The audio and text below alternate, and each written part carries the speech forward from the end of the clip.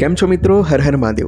મિત્રો, ખેડા તાલુકાના ખેડા ધોળકા હાઈવે પર રઢુ ગામ આવેલ છે, જે ગામની દક્ષિણે વાત્રક નદી આવેલ છે, જે 5 નદીનો સંગમ સ્થાન છે. તેની પાસે જ શ્રી કામનાથ મહાદેવનું અતિ પ્રાચીન શિવાલય છે, જ્યાં સંવંત 1445 થી અખંડ જ્યોત પ્રજ્વલિત છે. મિત્રો, મહાદેવજીનું આ મંદિર ભારતનું બીજું કાશી કહી શકાય, જ્યાં ઉગમણી નદી, ઉગમણું મહાદેવ અને ઉગમણું સ્મશાન આવેલ છે.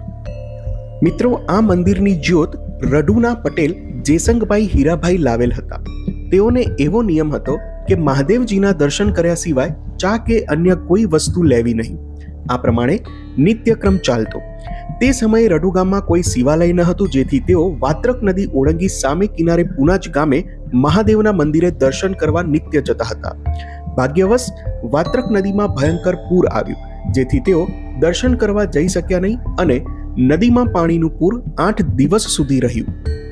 મિત્રો, 8 દિવસ સુધી તેઓએ તેમના નિયમ મુજબ ચા અને અન્ન સિવાય 8 દિવસના ઉપવાસ કર્યા. તેઓને 8મી રાત્રે ભગવાન મહાદેવજીએ સ્વપ્નમાં કહ્યું કે હે વત્સ, તું મને અહીંયાથી તારે ગામ એક ઘીનો દીવો પ્રગટાવી તારી સાથે લઈ જા. હું ત્યાં બિરાજમાન થઈશ. બીજા દિવસે સવારે બધાને સ્વપ્નની વાત કરી અને ગામના ભાવિક ભક્તો સાથે ત્યાં પુનાજ ગામે જવા નીકળ્યા.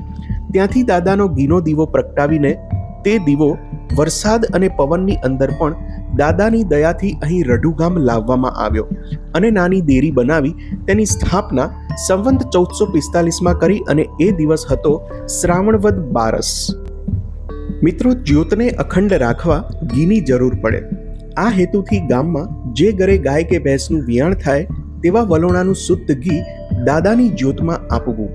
આમ શ્રદ્ધાળુઓ દ્વારા ઘીનો પ્રવાહ અવિરત વહેતો રહ્યો અને સૌની મનોકામનાઓ પણ પૂર્ણ થવા લાગી.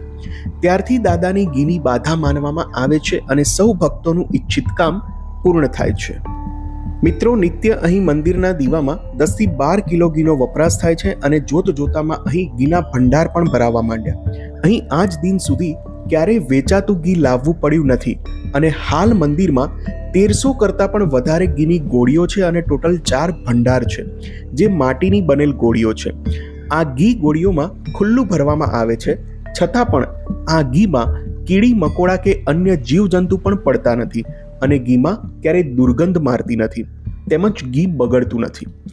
આ એક દાદાનો ચમત્કાર છે. આ ઘીનો ઉપયોગ ફક્ત દીવા માટે અને યજ્ઞમાં જ થાય છે અને જો કોઈ દુરુપયોગ કરે તો દુઃખી થઈ જાય છે.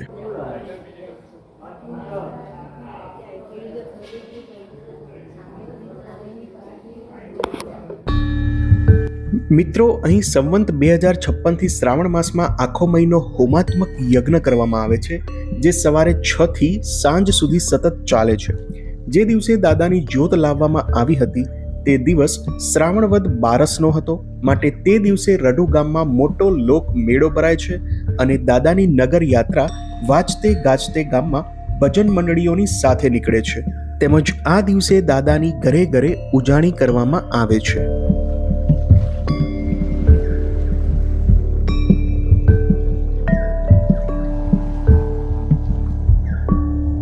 કેટલું જૂનું ઘી? 600 વર્ષ. 600 વર્ષ કરતાં બી વધારે જૂનું હશે ને?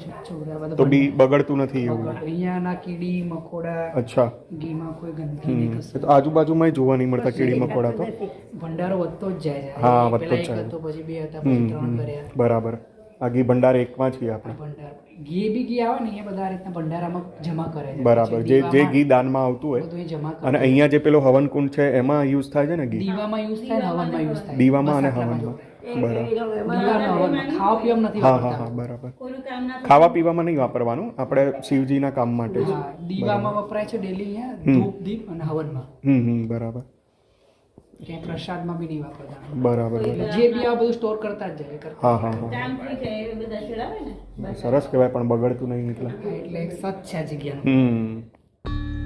મિત્રો, અહીં 2024ની કારતક સુદ પૂનમ દેવ દિવાળીથી અખંડ યજ્ઞ પ્રારંભ કરેલ છે, જેમાં 24 કલાક 365 દિવસ નિરંતર ઘીની ધારા ચાલુ રહે છે, જેમાં દરરોજ આશરે 60 કિલો ઘીનો વપરાશ થાય છે.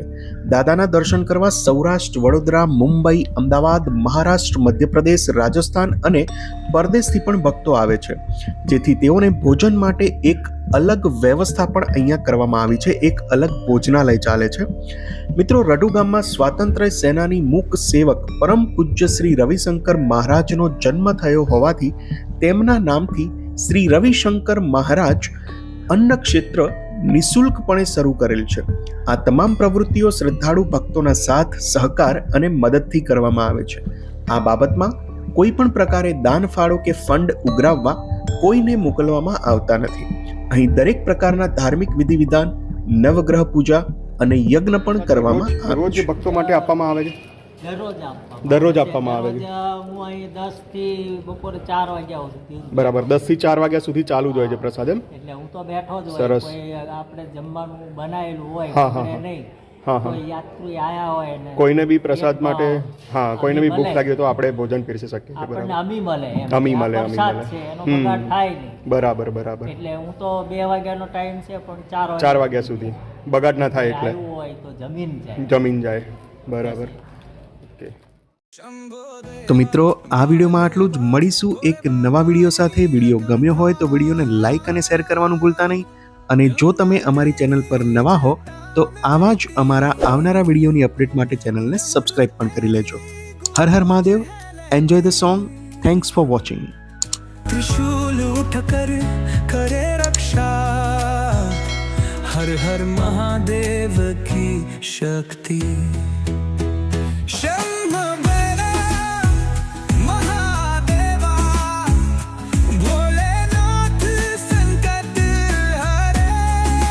जय जय शिव शंकर, तेरी कृपा हम सब पर रहे.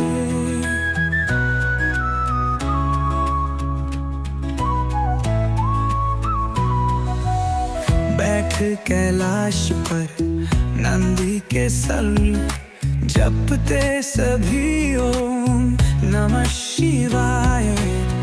रुद्र रूप भी करुणा के सागर, सबकी नैया तू ही पार लगाए. शंभु देवा महादेवा, भोले बाबा